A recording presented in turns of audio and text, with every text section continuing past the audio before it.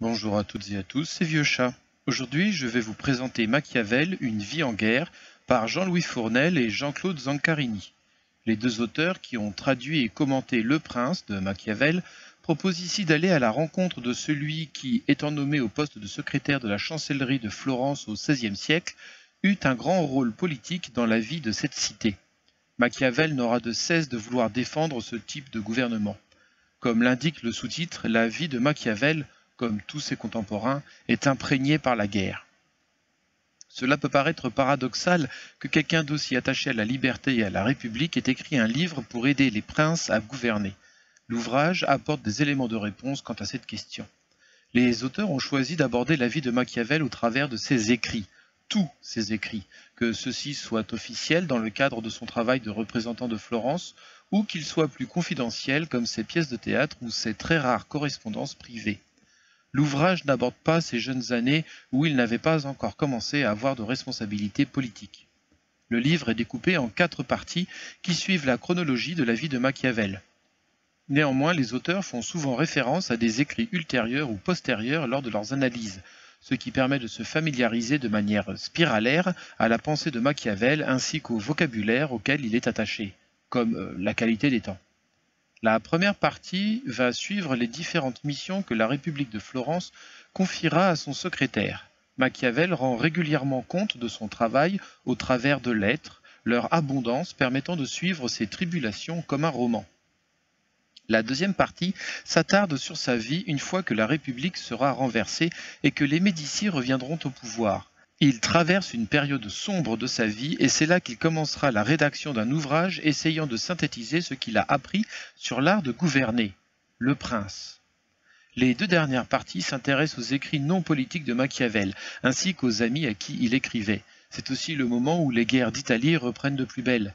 Machiavel participera activement à la préparation de la défense de Florence. C'est un livre érudit, au style soutenu. Les auteurs justifient abondamment leur point de vue grâce à des extraits des écrits de Machiavel. De très nombreux renvois en bas de page émaillent le livre, mais tous ces renvois sont rassemblés à la fin du livre, ce qui fait que si l'on veut lire les commentaires, il faut régulièrement garder sa page, chercher la référence en fin de livre, puis revenir au texte. Je trouve ce parti pris très désagréable, ce qui fait que je n'ai quasiment pas lu ces notes de bas de page, car le style des auteurs nécessite de rester concentré sur le déroulé de leurs pensées et de leurs analyses. Cependant, il s'agit là du seul point négatif que j'ai trouvé à la lecture de cet ouvrage. Au début, j'avais peur d'être perdu parmi tous les noms que je ne connaissais pas, ou parmi les références non expliquées. Heureusement, il y en a peu, et les noms sont répétés si souvent que j'ai fini par apprendre qui était Guicciardini, si je ne me suis pas trompé, j'espère, tout comme j'ai beaucoup appris sur les relations entre les différents États d'Italie et l'importance du Saint-Empire romain germanique. Il est agréable de lire des analyses qui ne se positionnent pas pour ou contre Machiavel. Les auteurs ne font que décrire ce que l'on peut comprendre de lui au travers de ce qu'il a écrit. Et quand les sources manquent, c'est très clairement indiqué. Voici un extrait. La vérité convoquée ici est à chaque fois unique et ne peut se rattacher simplement à des axiomes ou des modèles. Elle ne peut donc pas être envisagée sinon en situation. Dans ce cadre-là va se structurer au sein de la pensée machiavélienne une conception mobile du temps qui se cristallise autour de la notion de riscontro. La chose est assez simple et naît de ce que les mêmes hommes, dans des circonstances différentes, peuvent obtenir des résultats différents, et que, dès lors, aucun effet n'est garanti a priori, aucune qualité ne garantit un résultat. La vérité effective dépend de la conjoncture. C'est à ce moment-là du raisonnement que Machiavel, qui n'entend pas s'enfermer dans un rôle de comptable passif de ce qui advient, proclame qu'il faut savoir culbuter la fortune comme le font les jeunes gens.